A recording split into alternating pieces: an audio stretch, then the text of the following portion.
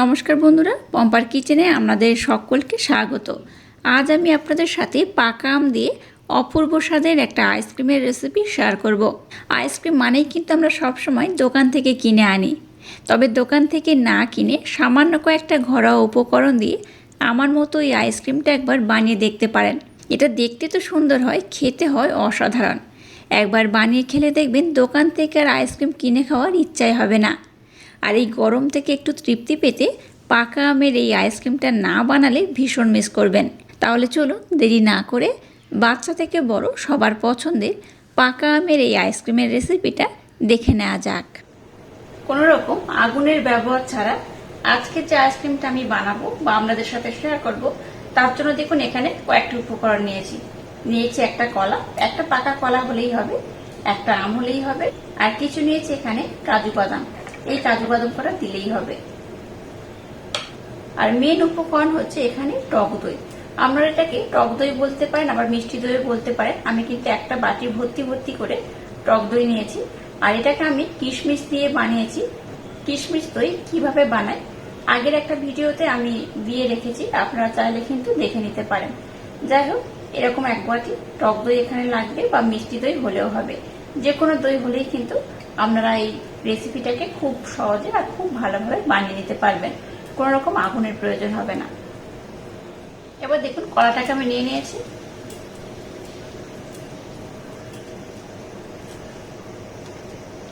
কলাটাকে এইভাবে আমি টুকরো টুকরো করে কেটে নেব। আর আমটাকে এইভাবে কেটে নিয়েছি।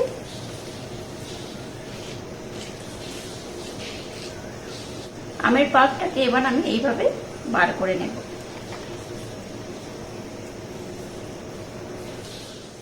দেখুন তিনটে উপকরণ আমি খুব ভালোভাবে একটা পাত্রের মধ্যে নিয়ে নিয়েছি। এবার দেখুন একটা মিক্সির জার আমি নিয়ে নিলাম। এর মধ্যে এই উপকরণ করা দিয়ে খুব ভালোভাবে আমি ব্লেন্ড করে নেব।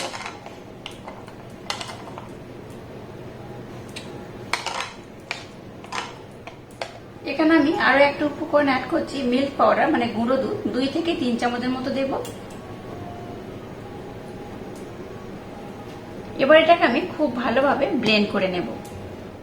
সম্পূর্ণ মিশ্রণটাকে দেখুন খুব সুন্দর করে আমি ব্লেন্ড করে নিয়েছি, দেখে বুঝতেই পারছেন। এটাকে খুব ভালোভাবে ব্লেন্ড করতে হবে।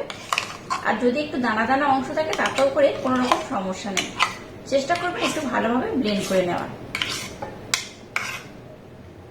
সমস্ত উপকরণ দেখুন খুব ভালোভাবে আমি ব্লেন্ড করে নিয়েছি।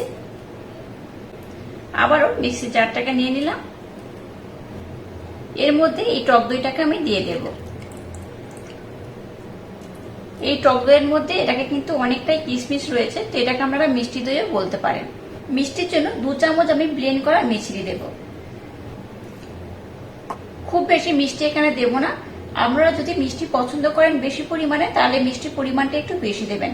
এখানে যেহেতু কিশমিশ রয়েছে, পাকা কলা রয়েছে, কাজু বাদাম রয়েছে, আবার পাকা আম রয়েছে, আমটা ভীষণ মিষ্টি, তার জন্য এখানে খুব বেশি মিষ্টি আমি ব্যবহার করছি না, একটু কম করেই ব্যবহার করলাম। আবারও এই দুটো উপকরণ খুব ভালোভাবে ব্লেন্ড করে নেব। আবারও দেখুন দইটাকে আমি খুব ভালোভাবে ব্লেন্ড করে নিয়েছি। এটাকে এখানে আমি দিয়ে দেব।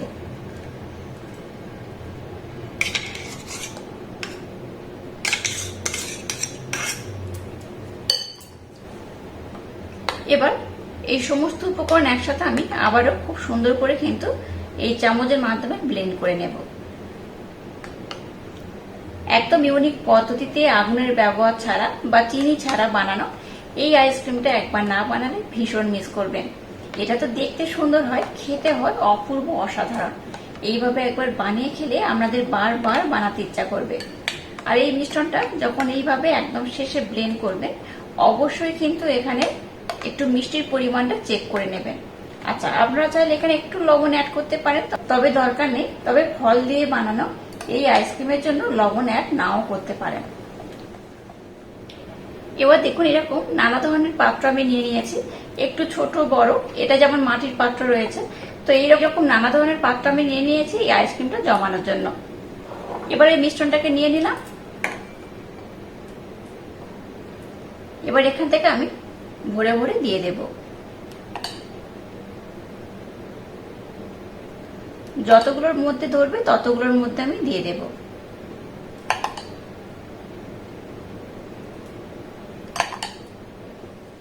দেখুন 4টে পাত্রের মধ্যে খুব ভালোভাবে ধরে গেছে। আমি 5টা নিয়েছিলাম, তো 4টের মধ্যে এটা কভার হয়ে গেছে। এবার এখানে কিছু ড্রাই ফ্রুট আমি ব্যবহার করব।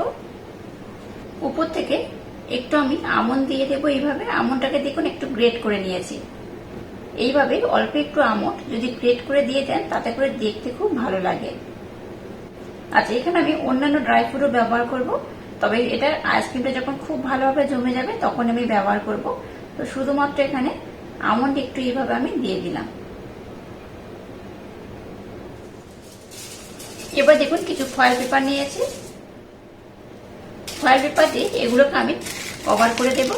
আপনাদের হাতের কাছে ফয়েল পেপার না থাকলে কোনো প্লাস্টিক দিয়ে একটা গাড়া দিয়ে এটাকে মুখটা মুড়ে দেবেন, তাতে করেও হবে।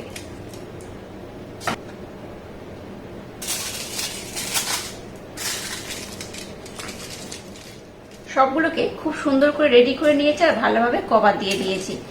এবার এটাকে ওভারনাইটের জন্য ডিপ ফ্রিজে রেখে দেব। ওভারনাইট পর আমি আপনাদের দেখাবো এই আইসক্রিমটা কত সুন্দর হয়েছে। দেখুন আইসক্রিমটাকে আমি ওভারনাইটের জন্য ডিপ ফ্রিজে রেখে দিয়েছিলাম। ওভারনাইট পর দেখাচ্ছি, দেখুন আইসক্রিমগুলো কত সুন্দরভাবে জমে গেছে, দেখে বুঝতেই পারছেন। উপরে এই ফয়েল পেপারগুলোকে এবার আমি উঠিয়ে নেব। এবার উপর থেকে একটু পেস্ট আমি দিয়ে দেবো, তাতে করে দেখতে খুব ভালো লাগবে।